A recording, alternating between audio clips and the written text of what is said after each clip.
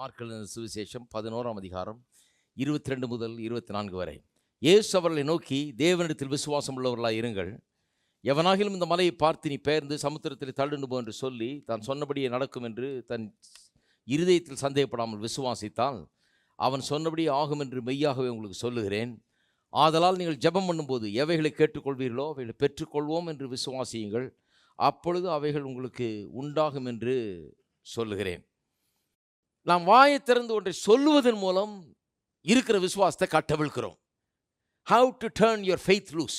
எப்படி உங்களுடைய விசுவாசத்தை கட்டவிழ்ப்பது? உள்ள விசுவாசம் இருக்குது, சந்தேகத்தை போக்கியாச்சு, அவிசுவாசம் நீங்கிடுச்சு. இப்போ உள்ள விசுவாசம் இருக்குது, நல்ல விசுவாசத்தை வளர்த்தாச்சு, உள்ள இருக்குது விசுவாசம். இதை எப்படி அவிழ்க்கிறது, அவிழ்த்து விடுகிறது? எப்படி ஒரு வேலையை செய்யும்படியாக, நான் சொன்னேன் இல்லையா, விசுவாசம் என்கிறது ஒரு சர்வன்ட் மாதிரி, நமக்காக வேண்டியதை செய்து கொடுக்குற ஒரு வேலைக்காரன் மாதிரி காமிச்ச வேதத்தில் இல்லையா? அதுக்கு தான் விசுவாசத்தை கொடுத்துருக்கிறார் கர்த்தர். அப்போ இந்த விசுவாசத்தை நமக்காக வேலை செய்யும்படி கட்டவிழ்க்க வேண்டும். அது எப்படி? நம்முடைய வாயின் வார்த்தைகளால் தான் நம் விசுவாசத்தை கட்டவிழ்க்கிறோம். விசுவாசம் புறப்பட்டு சென்று இந்த மலையை தவிடுபடி ஆக்கிறதுக்கு, அதை சமுத்திரத்தில் தள்ளுண்டு போக செய்கிறதற்கு எது தேவைப்படுது? நான் உள்ளத்தில் விசுவாசத்தை மட்டும் போதாது, நான் வாயை திறந்து அந்த மலையை பார்த்து சொல்லவும் வேண்டும். இருக்கீங்களா? இதுதான் இன்றைக்கு பார்க்க போகிறோம். கடகடன்னு பார்ப்போம். இயேசு சொல்லுகிறார் பாருங்க, எவனாகிலும் இந்த மலையை பார்த்து நீ பெயர்ந்து சமுத்திரத்தில் தள்ளுண்டு போ என்று சொல்லி தன் இருதயத்தில் சந்தேகப்படாமல் விசுவாசத்தால் அவன் சொன்னபடியே ஆகும் என்று மெய்யாகவே உங்களுக்கு சொல்லுகிறேன். எல்லாம் சொல்லுங்க, அவன் சொன்னபடி ஆகும். அவர் சொன்னபடி ஆகும் இல்லை, நிறைய பேர் அவர் சொன்ன ஆகும்னு நம்புகிறாங்க. அப்படிப்பட்ட கிறிஸ்தவங்க நிறைய இருக்கிறாங்க. அவர் சொன்னபடி ஆகுன்றதை நம்புனீங்கன்னா நீங்கள் ஒன்றும் பெரிய வெளிப்பாடு ஒன்றும் பெறலன்னு அர்த்தம். அது எல்லா கிறிஸ்தவங்களும் தான் நம்புகிறாங்க அவர் சொன்னது ஆகும்னு. நிறைய பேருக்கு அவர் சொன்னால் நடக்கும்னு தெரியும், ஆனால் நாம் சொன்னால் நடக்கும்ன்றது தான் தெரியாது. அதுதான் பேச போகிறேன் இப்போ. ஹலோ,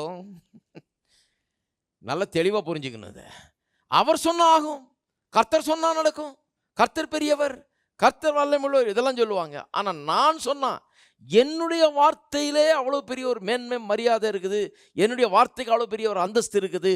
என்னுடைய வார்த்தை நான் சொன்னபடி ஆகும் என்று சொன்னார். சொல்லியிருக்காரா இல்லையா? நல்லா பைபிளை பார்த்துங்க ஒரு தடவை. ஏன்னா அப்புறம் முழிக்கக்கூடாது, என்ன எப்படி சொல்லிட்டாரு பிரசங்க, யாருன்னு அப்படி பிரசங்கம் பண்ணிட்டாரு நீங்கள் யோசிக்கக்கூடாது. சொல்லியிருக்கா இல்லையான்னு பாருங்கள் நீங்கள்.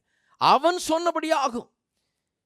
கர்த்தர் சொல்ல, எவனாகிலும் என்னை பார்த்து ஆண்டவரே இந்த மலையை அகற்றி போடும் என்று ஜெபித்தால் நான் அந்த மலையை பார்த்து நீ போன்னு சொல்லுவேன். நான் சொன்னபடி ஆகும்னு சொன்னாரா? கிடையாது. எவனாகிலும் அந்த மலையை பார்த்து நீ பெயர்ந்து சமுத்திரத்தில் தள்ளுண்டு போ என்று சொல்லி தான் சொன்னபடியே நடக்கும் என்று தன் இருதயத்தில் சந்தேகப்படாமல் விசுவாசித்தால் அவன் சொன்னபடியே ஆகும். எல்லாரும் சொல்லுங்க, அவன் சொன்னபடி ஆகும். நம்ம விளங்குது, இப்போ வெளிப்பாடு வருது இல்லையா? அவன் சொன்னபடி ஆகும். அப்போ நம்முடைய வார்த்தைகளுடைய மேன்மையை குறித்து இன்னைக்கு பேச போகிறார். Significance of our words. நம்முடைய வார்த்தை எவ்வளோ மேன்மை உள்ளது, இதை குறித்து ஒரு உணர்வை ஏற்படுத்துவோம். அதாவது கடவுளுடைய வார்த்தை எவ்வளோ பெருசுன்னு சொல்கிறது, பிரசங்கம் பண்ணுறது ரொம்ப ஈஸி. அவர் உண்மை உள்ளவர், உத்தமம் உள்ளவர், மாக்கு மாறாதவர் எல்லாம் சொல்லிட்டு போயிட்டே இருக்கலாம் கடன்னு. அது ஒன்றும் கஷ்டம் இல்லை. இன்றைக்கு ஜனங்கள், கிறிஸ்தவ ஜனங்களுக்கு என்ன நம்ப வைக்கிறது ரொம்ப பிரச்சனையாக இருக்குன்னா, இவர்களுடைய வார்த்தை அவ்வளவு மேன்மை உள்ளது. எந்த அளவுக்குன்னு சொன்னால், இவர்கள் சொன்னபடியே ஆகும் என்று இவர்களை நம்ப வச்சுட்டா போதும், விசுவாசம் வேலை செய்ய ஆரம்பிச்சிடும். இப்போ அடுத்த சில வாரங்களுக்கு இதை தான் பார்க்க போகிறோம். பாருங்கள், இதில் எவ்வளோ இருக்குதுன்னு. ஒரு புதையல் மாதிரி இது. விசுவாசத்தை பற்றி இயேசு சொல்கிறார், அந்த மலையை பார்த்து சொன்னால் அப்படியே நடக்கும்னு சொல்கிறாரு. அதுக்குள்ளே இவ்வளோ அடங்கி இருக்குது, அதெல்லாம் வெளியே கொண்டு வர்றோம் என்னன்னு சொல்லி. அப்போ இன்றைக்கு அநேகருக்கு என்ன பிரச்சனைன்னா, தங்களுடைய வார்த்தைக்கு அவ்வளோ ஒரு மேன்மை மரியாதை இருக்குதுங்கிறது விளங்குறது இல்லை. ஏன்னா கடவுள் எப்படி நம்மளை உண்டாக்கி இருக்கிறாரு, அவருடைய வார்த்தையினால் உலகத்தை சிருஷ்டித்தார், நம்மளையும் அப்படி தான் உண்டாக்கிட்டார். நம்முடைய வார்த்தையினால் நாம் சிருஷ்டிக்கவும் முடியும், அழிக்கவும் முடியும். ஏசு அப்படியே செஞ்சு காமிச்சிட்டார் பாருங்கள். வெறும் சிருஷ்டிப்பு மட்டும் இல்லை, அத்தி மரத்தை பார்த்து இனி ஒரு காலம் ஒன்றுவரும் முன்னிடத்தில் கனி புசியாது இருக்கக்கூடாதுன்னு சொன்னால் அது அப்படியே அழிஞ்சு போச்சு, அவ்வளோதான். நம்முடைய வார்த்தையின் மூலமாக அழிக்கவும் முடியும், கட்டவும் முடியும். வியாதியை பார்த்து நீ பட்டு போன்னு சொன்னால் அந்த வியாதி அழிந்து போயிடும் சரீரத்தில், அது ஒன்றுமில்லாமல் போகும். நம்முடைய வார்த்தைக்கு அவ்வளோ பெரிய ஒரு அதிகாரம் இருக்குது. நம்முடைய வாயின் வார்த்தையை உபயோகப்படுத்தி வாழ்க்கையை கட்டவும் முடியும், உருவாக்கவும் முடியும். ஒன்றும் இல்லாத வாழ்க்கையை அற்புதமாக உருவாக்கவும் முடியும். இதை நல்லா கவனிங்க, ஏன்னா அடுத்த சில வாரங்கள் ரொம்ப முக்கியமான வாரங்கள். இதை தவற விட்டுறக்கூடாது. சில அற்புதமான சத்தியங்களை வாயின் வார்த்தைகளை பற்றி நிறைய போச்சிருக்கிறேன். ஆனால் இப்போ போதிக்க போகிறது இன்னும் அதை விட கொஞ்சம் அட்வான்ஸ்டு, இன்னும் கொஞ்சம் ஒரு தடவையும் கொஞ்சம் இன்னும் மேலே போகிறோம் இல்லையா? சும்மா சொன்னதே சொல்லிட்டு இருக்க போகிறதில்ல, இன்னும் கொஞ்சம் அட்வான்ஸ்டாக போக போகிறோம். ஏன்னா நம்முடைய வார்த்தையின் மேன்மை என்ன, எப்படி என்பதை குறித்த ஒரு உணர்வு நமக்கு உண்டாக வேண்டும். அநேகர் தங்களுடைய வார்த்தையை ஒரு பொருட்டாக எண்ணுவதில்லை. நல்லா கவனிங்க. they despise their own words. அவருடைய வார்த்தையை ஒரு பொருட்டாகவே, ஒரு மதிப்பு மிக்கதாக அநேகர் எண்ணுவது கிடையாது. ஏன்? அந்த வார்த்தையின் மதிப்பை, அதை குறித்த அறிவில்லாமல், உணர்வில்லாமல் அவர்கள் இருக்கிறார்கள். அந்த வார்த்தைக்கு எவ்வளோ மதிப்பு இருக்குது, அந்த வார்த்தை அப்படியே ஆகும் என்பதை குறித்த அறிவில்லாமல் அவர்கள் இருக்கிறார்கள். they fail to appreciate it, they make light of it and they make little of it. அதாவது அந்த வார்த்தையின் மதிப்பை அறியாமல் இருக்கிறார்கள், உணராமல் இருக்கிறார்கள், அதை அற்பமாய் எண்ணுகிறார்கள். ஏன் அப்படி எண்ணுகிறார்கள்?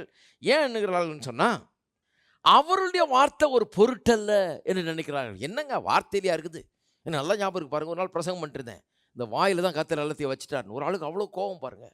நல்ல ஒரு விசுவாசி, ரொம்ப டீசன்ட் மனுஷன், நல்லா படித்த மனுஷன், அவ்வளோ கோவம். என்ன வாயிலையா வச்சுட்டார் எல்லாத்தையும்?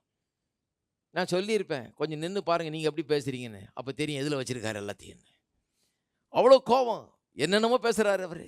ஏன்னு சொன்னால், அந்த வாயில் தான் கர்த்தர் எல்லாத்தையும் வச்சுட்டாருங்கிறது அவருக்கு விளங்க மாட்டேங்குது. இந்த வாயின் வார்த்தைகள், அவருடைய வார்த்தைகளுக்கு அவ்வளோ பெரிய மேன்மை இருக்குதுன்றதை அவர் ஒத்துக்க முடியல. கடவுளுடைய வார்த்தை மேன்மை உள்ளதுன்னு சொன்னால் எல்லா கிறிஸ்தவனும் ஆமேன் அல்லேலூயான்னு சொல்லிட்டு போயிட்டே இருப்பாங்க.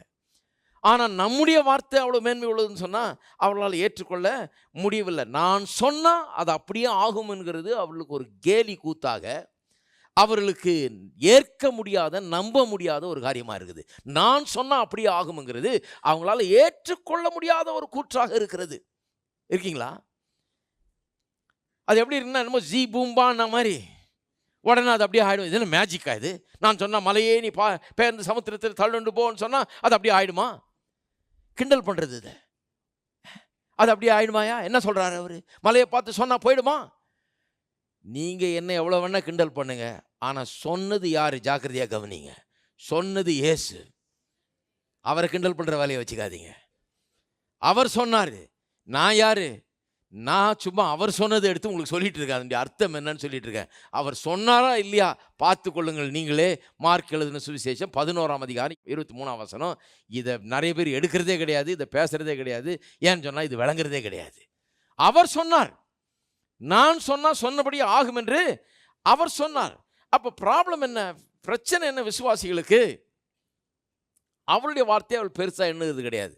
அப்போ அவங்க நெகட்டிவாக பேசுகிறாங்க, தங்களை தாழ்த்தி பேசுகிறாங்க. ஒரு மாதிரி தங்களை ஒன்றும் இல்லை, நான் என்ன தூசி, நான் என்ன குப்பை, நான் ஒன்றுமே கிடையாது அப்படின்னு பேசுகிறீங்க. ஏன் அப்படி பேசுகிறீங்க? அப்படி வார்த்தை வாயிலேருந்து வரக்கூடாதுன்னு சொன்னால் ஒருத்தர் சொல்கிறார் பாருங்க, என்னங்க நீங்கள் என்னை ஒரு பாண்டேஜுக்குள்ளே ஆக்குறீங்க, என்னை ஒரு மாதிரி அடிமைத்தனப்படுத்துறீங்க, கட்டுறீங்க, லூஸாக விடுங்க, நான் எதை வேணா பேசிட்டு போகிறேன், என்ன ஆகிட போகுது?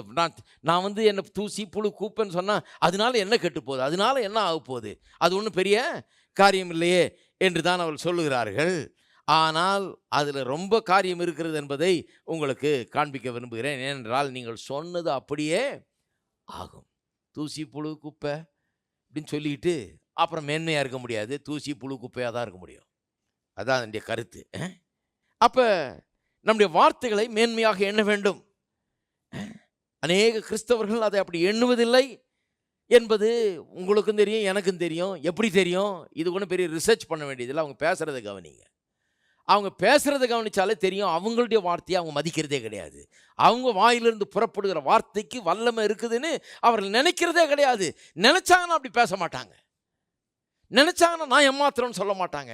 நினச்சான்னா நான் ரொம்ப சின்னவன் அப்படின்னு சொல்ல மாட்டேன். நினச்சாங்கன்னா நான் ஒன்றும் இல்லை அப்படின்னு சொல்ல மாட்டாங்க. நினச்சாங்கன்னா நான் தூசி குப்பை புழுன்னு சொல்லவே மாட்டார்கள். நினச்சாருன்னா அவள் சரியான விதத்தில் நினச்சாருன்னா பேசவே மாட்டாங்க. அப்படி வார்த்தைக்கு பெரிய மரியாதை கொடுத்தாங்கன்னா, தங்களுடைய வார்த்தைக்கு பெரிய மரியாதை கொடுத்தாங்கன்னா அப்படி பேசவே மாட்டாங்க. சிலர் கார்லலாம் பம்பர் ஸ்டிக்கர் நல்லா ஒட்டியிருப்பாங்க, வீட்டில் ரெஃப்ரிஜிரேட்டர்லாம் ஒட்டியிருப்பாங்க.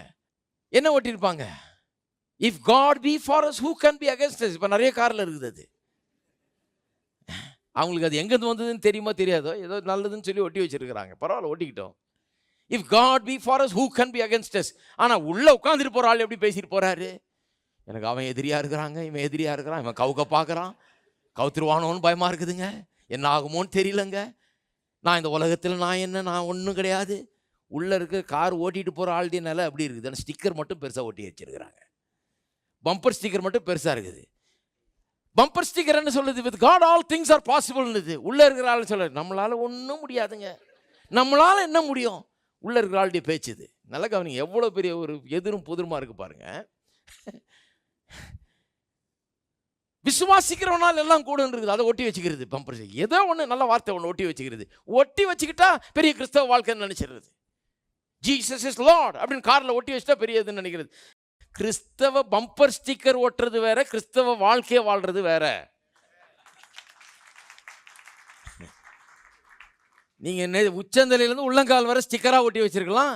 வீட்டில் ரெஃப்ரிஜிரேட்டர்லாம் ஒட்டி வச்சு, எல்லா கதவுலையும் ஒட்டி வச்சு, எல்லா பக்கமும் ஒட்டி வச்சுட்டு, ஆள் சரியில்லை, ஆள் எப்போ பார்த்தாலும் தோல்வியும் சிறுமையும் தாழ்ச்சியும் ஒன்றும் இல்லாததையும் குப்பை தூசி புழுன்னு பேசிக்கிட்டு இருந்தா அது விசுவாச வாழ்க்கையே கிடையாது என்று நான் உங்களுக்கு சொல்லுகிறேன்.